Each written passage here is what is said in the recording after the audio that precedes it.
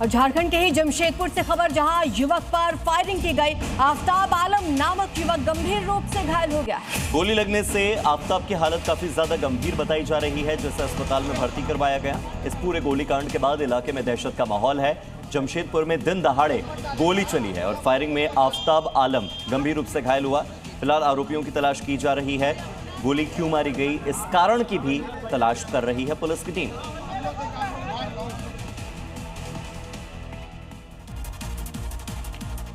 और उत्तर प्रदेश के फिरोजाबाद में अपराधियों और पुलिस के बीच एनकाउंटर हुआ, जिसमें 2 अपराधी गोली लगने से घायल हुए। हत्या और लूट के मामले में दोनों ही फरार चल रहे थे।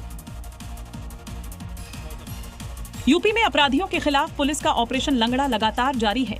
एक बार फिर से फिरोजाबाद में पुलिस ने बदमाश का हाफ एनकाउंटर किया है।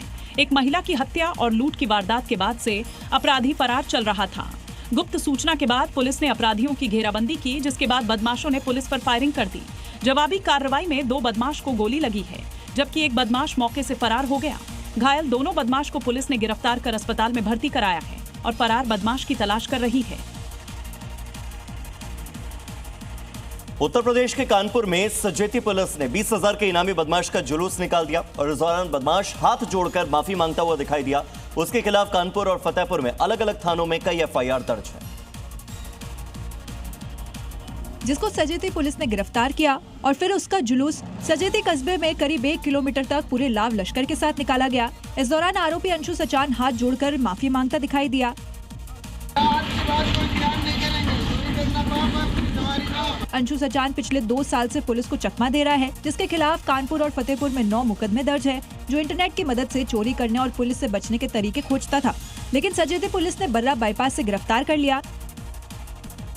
मेरठ में अवैध हथियारों की तस्करी के खिलाफ अभियान में पुलिस को एक और कामयाबी मिली। ताजा मामले में पुलिस ने एक हथियार तस्कर को गिरफ्तार किया। इसके पास से 21 अवैध तमंचे बरामद कर लिए गए।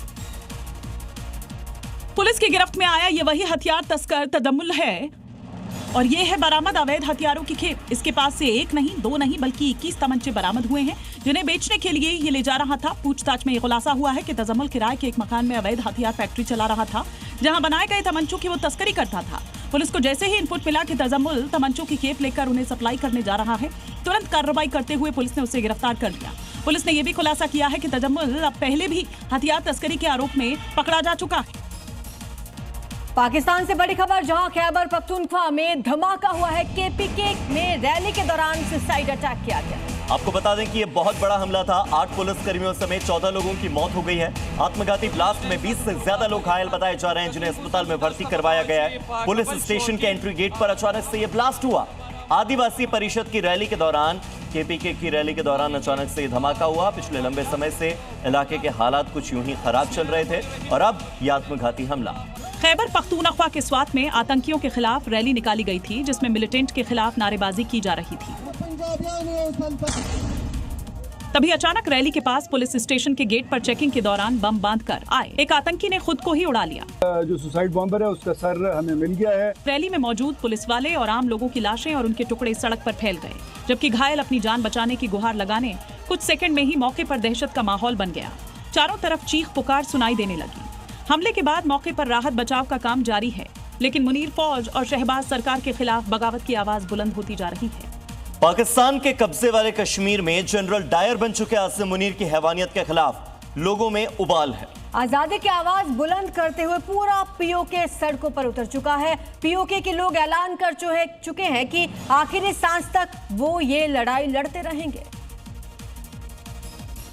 पीओके के मुजफ्फराबाद में प्रदर्शनकारियों ने सड़कों पर बड़े बड़े पत्थर बिछा दिए हैं, ताकि मुनीर के भेजे जल्लादों की बख्तरबंद गाड़ियां उनके इलाके में न घुस पाए। देखिए किस कदर रोड पर पत्थरों की बैरिकेडिंग कर दी गई है, क्योंकि पीओके में मुनीर ने हैवानियत की हद पार कर दी है।